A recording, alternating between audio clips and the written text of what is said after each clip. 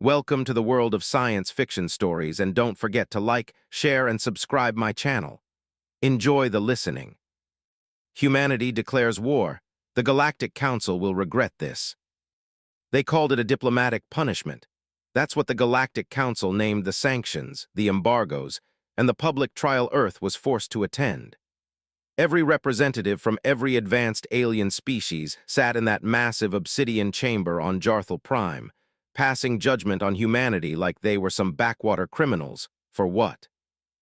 For fighting back 1 year before the trial, when Earth had defended itself from a mining operation illegally set up by the Tavari Empire, a smug, tentacle-faced race that believed lesser species should be grateful for being exploited. Their machines had begun drilling into the Mariana Trench without warning. No communication, no agreement, nothing. Just giant alien rigs cracking the Earth open like a nut. At first, humans sent warnings, then envoys. Then came the explosions, 3 rigs destroyed, 37 Tavari casualties, and suddenly Earth was branded aggressive, uncivilized, and a threat to galactic peace. In the months that followed, food shipments stopped, trade partners disappeared, Earth's satellites were accidentally knocked from orbit by cosmic debris, and then came the biggest humiliation, the forced attendance at the Galactic Council's judgment seat. Ambassador Naomi Rissas stood before them, the only human allowed inside the trial chamber, a slim woman with tired eyes and skin the color of rich mahogany. She looked far too human compared to the elegant, glowing forms and hulking beasts that surrounded her in the circle. "You are a violent species," hissed Chancellor Axarath, a floating crystalline being from the Zelm Consortium. His voice echoed unnaturally like a bell rung underwater. "You are not yet ready for higher civility. Your world shall be contained." Naomi's jaw clenched, her hands, hidden in her robe, curled into fists. She wasn't angry for herself.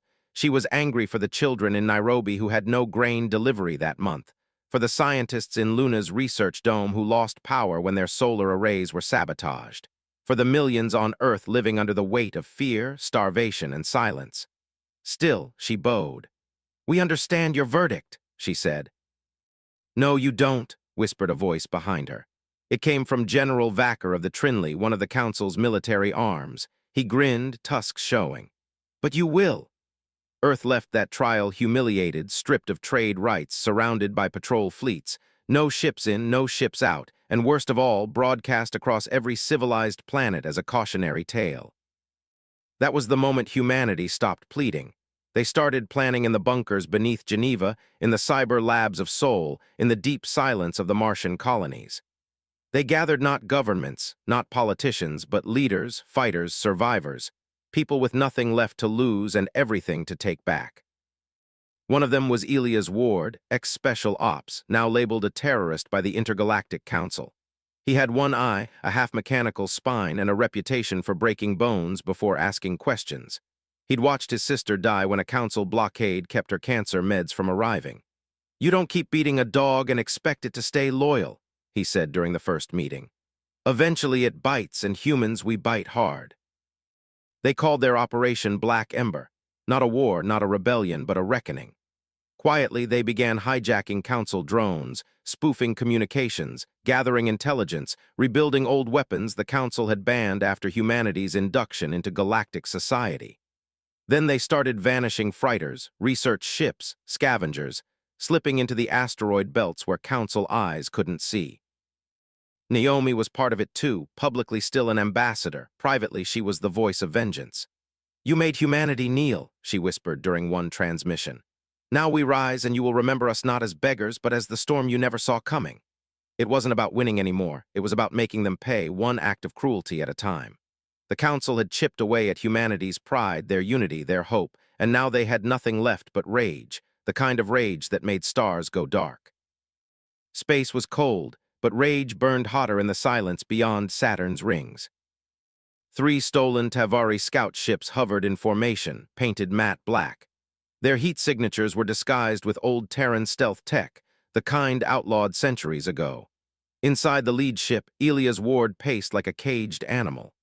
"Are we clear on orbital paths?" he asked, eyes scanning a rotating 3D hologram of the target, a council communication relay perched on a rogue moon. It was a critical hub for interstellar traffic between the inner systems. Disabling it wouldn't just blind the Council, it would make a statement. "We're synced," replied Lynn Tanaka from the helm. She was young, barely 25, with augmented neural ports lining her neck like silver rings. Born post-blockade, she'd never seen Earth without hunger. 10 seconds to breach window, Elias nodded. No survivors, leave the wreckage floating. Nobody flinched. They weren't soldiers anymore. They were reminders that every kick the Council landed came with consequences. Now the first explosion came like a heartbeat, silent, then screaming red across the void. The relay's shield dome shattered under the impact of a kinetic torpedo. Then came the rail fire, slicing through metal and flesh with equal indifference. Alarms blared in alien tongues. The station's defense drones scrambled, but humanity had learned. They jammed them, turned their own code against them. Inside the station, screams were cut short as gravity systems collapsed. Oxygen vented into space, bodies, Council workers, mostly Arcta and Jarvan, floated like trash, still twitching. Lynn's voice was calm. "Relay neutralized. Council blackout across 4 sectors. Broadcast the message," Elias growled. She tapped the console. Across thousands of planets, from core worlds to the edge colonies, hollow screens flickered and a single message appeared in every known language. "Humanity does not forget. Humanity does not forgive. This is only the beginning." Panic followed. Council News tried to cover it up, but the footage leaked. Soldiers with Terran features, voice logs in English, the unmistakable brutality of Earthborn anger on Jarthal Prime. The Council convened in chaos. "This is terrorism," spat Chancellor Axarath, his crystalline body pulsating erratically. "It's an act of war," thundered Vacker, pounding the table. "They were supposed to be under control," another shouted, but Naomi Rissa was calm. She watched from the shadows of Earth's silent seat, still exiled, still voiceless, but no longer powerless. "They're not under control anymore," she said quietly. "You made sure of that." Meanwhile, back on Earth, things were changing. The blockade still floated in orbit, but fewer now. Council ships had started disappearing, their crews never found. Satellites were blinking offline one by one. The sky wasn't safe for them anymore. And in the underground cities built after food riots turned violent, a new mood had taken root. It wasn't despair, it was fury. People no longer whispered. They trained, they built weapons out of scraps. Kids barely 10 were learning how to jam scanners and disassemble plasma rifles. One girl, Amamira Kale, was already known among rebels as the Shadow of Nairobi. At 12, she hacked a Council transport security grid and routed it straight into a mountain. No survivors. She didn't smile when she did it. She just asked if it had food on board, and when they said yes, she told them to gather every crumb before the Council could retaliate. There was no innocence left, only survival, only retribution. Far away at the edge of known space, a massive ship was being built, hidden inside a hollowed-out asteroid powered by a stolen quantum core. The resurgence was unlike anything humanity had fielded before. It wasn't sleek, it wasn't pretty. It was a blunt instrument, a ship built to smash through fleets and send a message in wreckage and fire. Elias Ward watched its construction with grim pride. "It's almost time," Lynn said beside him. He nodded. "They've lived in peace too long. They forgot what we are." "What are we?" He turned, face half in shadow. "We are the species that invented war before language. We loved it, mastered it, buried it under false peace until they dug it back up." He paused, staring into the darkness of space. "Now we'll remind them." The Galactic Council, once a symbol of interstellar order, was unraveling thread by thread. Panic wasn't something they were used to. Their rule was founded on cold logic, ancient treaties, and superiority complexes built over millennia. But none of that mattered when communication lines went dark and outposts turned to ash. They had labeled Earth as primitive, undisciplined, predictable, and now they didn't know what Earth would do next. Meetings ran around the clock on Jarthal Prime, military fleets were redeployed, trade convoys rerouted, border worlds braced for attacks from the shadows. Everywhere, whispers of the Terran spread like wildfire. Some feared them, others admired them, and a few began questioning the Council's righteousness altogether. Back on the dark side of Jupiter's moon Callisto, hidden beneath its icy crust, Elias Ward stood over a table surrounded by hollow maps and war schematics. Around him were rebels, defectors, rogue AI tacticians, and even a few non-human allies who had grown disillusioned with the Council's lies. One of them, a four-armed Drexian named Varlock, spoke in a guttural snarl. "The Council's grip is weakening already. 3 systems refuse to enforce the embargo. If we strike a major core world now, it will break their illusion of control." Elias grinned without humor. "That's the idea." "But which target?" Lynn asked, eyes scanning planetary coordinates. "We could hit something symbolic like the Academy of Galactic Peace on Lyros, or something strategic like the drone foundries orbiting Erix 3. "No," Elias said. "We hit their pride." He tapped the hollow screen, bringing up the rotating image of Solaris, a glittering city world considered the jewel of the Council's civilization, rich, untouchable. Entire generations of nobles, diplomats, and strategists called it home.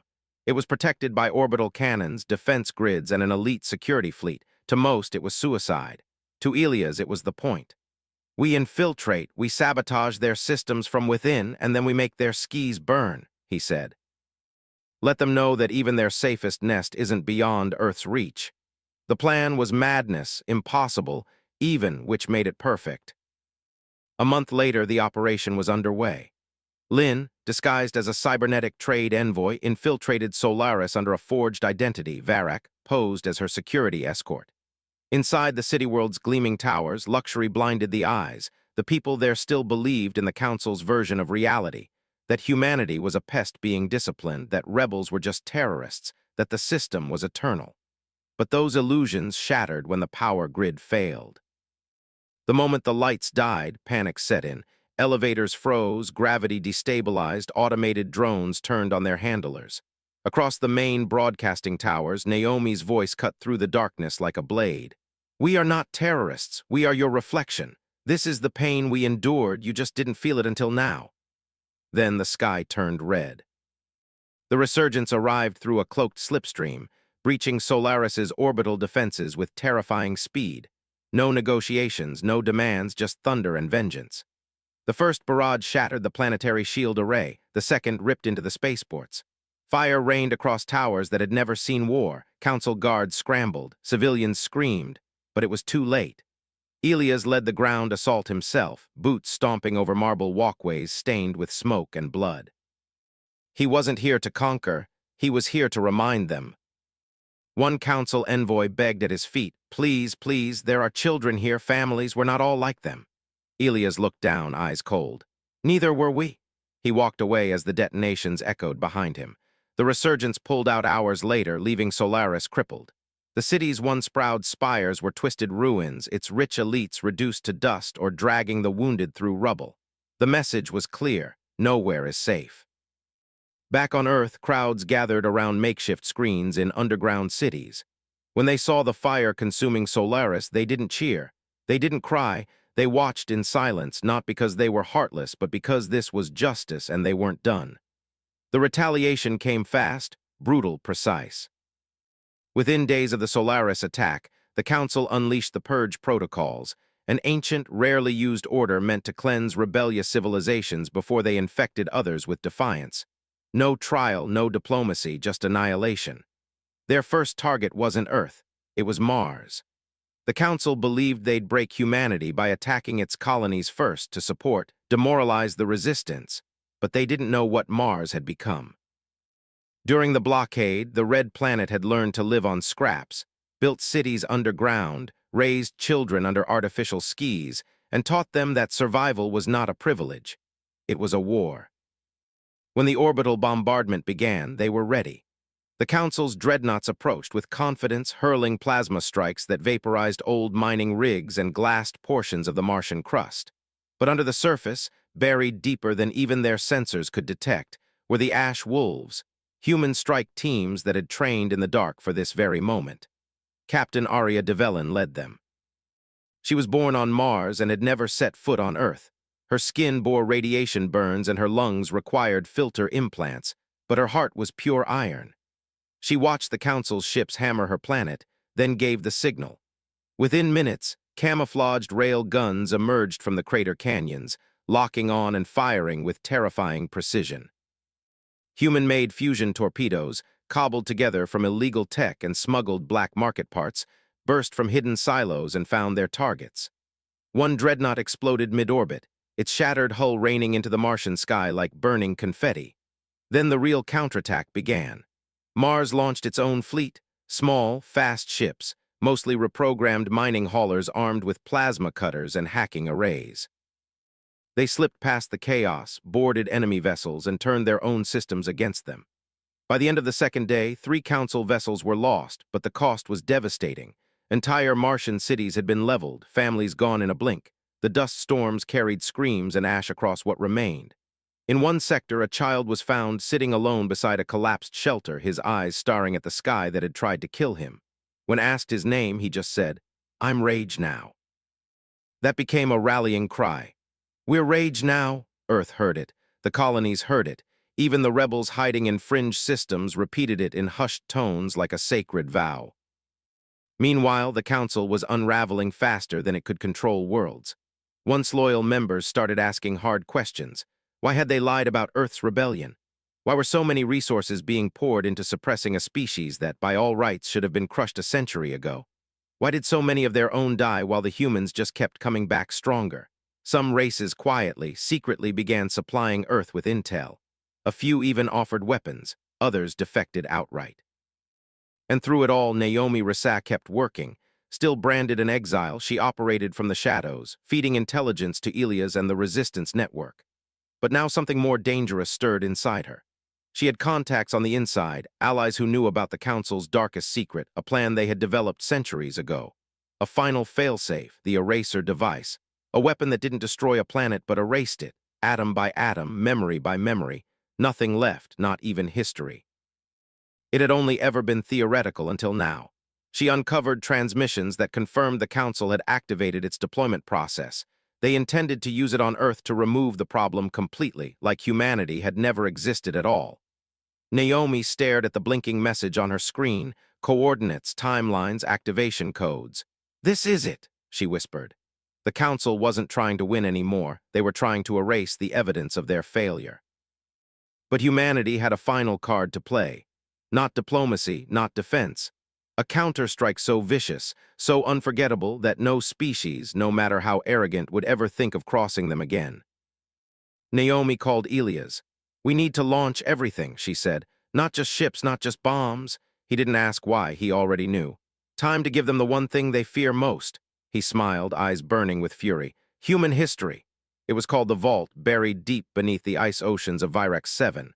The Galactic Council's most classified installation sat like a dormant god, silent, invisible, and deadly. No records of it existed in public databases. Only the highest-ranking Council species even knew it was real. It was here that the eraser device was stored, under Balak time-gated encryption and a kill switch capable of destroying half the star system if anyone tried to force entry. And now, a team of humans was about to break in. Ilias Ward stood in the dim light of the Phantom Wraith, a prototype stealth ship so advanced it shouldn't have existed. It was powered by stolen Tavari Matterfold drives and shielded by tech reverse-engineered from the Council's own cloaking arrays. A small crew of 20 sat ready, each one hand-picked from the most lethal corners of Earth's rebellion. No ceremony, no speeches, just quiet resolve. Lynn adjusted her gear, double-checked the fusion blades on her hips, and looked over at Ilias. "Even if we get inside, we can't just disable it. They'll rebuild somewhere else." "That's why we don't disable it," he replied without looking at her. She blinked. "You mean we set it off?" he said, voice calm. "Here on Virex 7, let it wipe itself out. The Council loses its trump card and a big piece of its soul." There was silence, and then one by one the crew nodded. They understood it was suicide, but humanity wasn't afraid to die anymore. Not if it meant making history that couldn't be erased. The Phantom Wraith slipped past the outer planetary defenses like smoke. Inside the vault's perimeter, drones hovered silently beneath the waves, scanning for signs of life.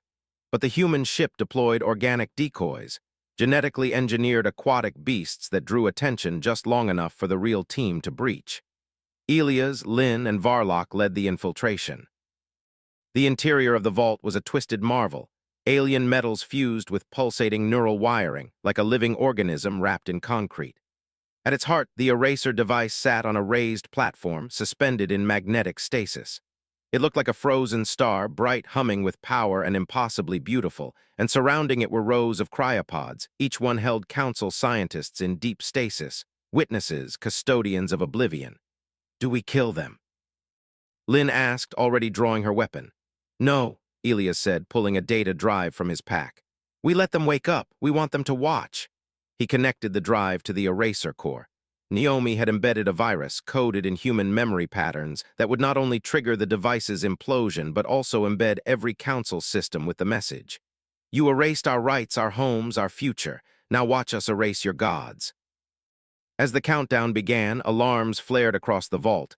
The scientists stirred, defensive turrets dropped from the ceiling, and sirens screamed in 16 languages. But it was already too late. The humans had uploaded the virus and activated the failsafe. The vault was now a bomb. Elias turned to the team. "Extraction route Omega, go!" They ran, dodging plasma bursts and collapsing tunnels. The vault's AI was going into meltdown, trying to override the eraser trigger, but Naomi's code held firm. In 30 minutes it would all be gone.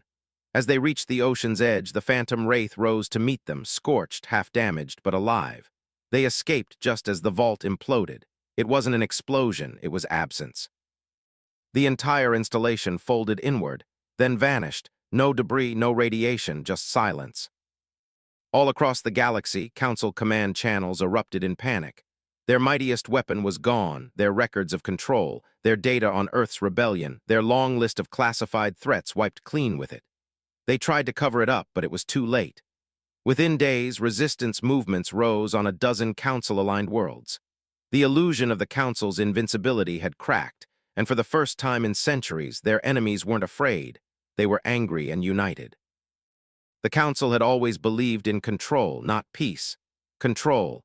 Their entire empire ran on the illusion that order came from obedience, that fear bred stability, and that rebellion could be erased with overwhelming force and a few censored histories. But when the vault vanished, when their own device was used against them, something far more dangerous than rebellion ignited across the stars: inspiration. It started with the Rim worlds. Systems that had been taxed, policed, and silenced for centuries rose overnight.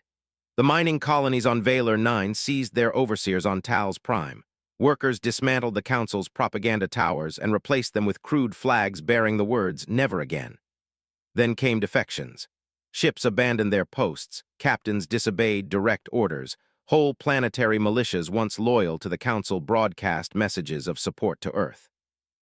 In desperation, the Galactic Council enacted the Unity Protocol, a last-ditch effort to preserve their dominance by forcing all remaining member worlds into a single warfront. One banner, one army, one goal: the total destruction of Earth and any species aligned with it. They named it Operation Final Dusk. The largest fleet in galactic history began moving, a wall of warships, dreadnoughts, troop barges, and planet killers stretching across systems. It would take weeks to reach Earth's orbit. Elias Ward didn't wait. In a hidden bunker beneath Old Chicago, now a fortress of data and steel, he stared at the holograms of the approaching fleet, thousands of blinking icons, each representing death. "This is it," Naomi said quietly beside him. "We've poked the dragon too many times, now it's awake." Elias shook his head. "Number, this isn't a dragon. Dragons have pride. This," he paused, face half in shadow, "this is a dying god clawing at its tomb." They had only days to prepare. Earth's surface defenses were still patchwork missile platforms, cloaked rail guns, EMP towers, most of it built from salvaged Council tech. But Elias had one thing they didn't: unity. He called in every favor, every ally: ships from the Martian Resistance, stealth bombers from the Saturn Syndicate, pirate crews from the Andromeda Expanse, even a few Tavari engineers, once enemies, who arrived with experimental plasma cores to supercharge Earth's grid. They weren't just defending Earth. They were defending the idea of resistance itself. As the Council fleet crossed Neptune's orbit, human ships rose to meet them. The sky turned into a battlefield of gods. Explosions lit up the void, hulls cracked, pilots screamed. But for every human ship destroyed, two more flanked behind it with righteous fury. Elias led from the Resurgence, now upgraded, scarred, and more dangerous than ever. Varric manned the main cannon, while Naomi coordinated the defense nets from an orbital station. Then came the turning point.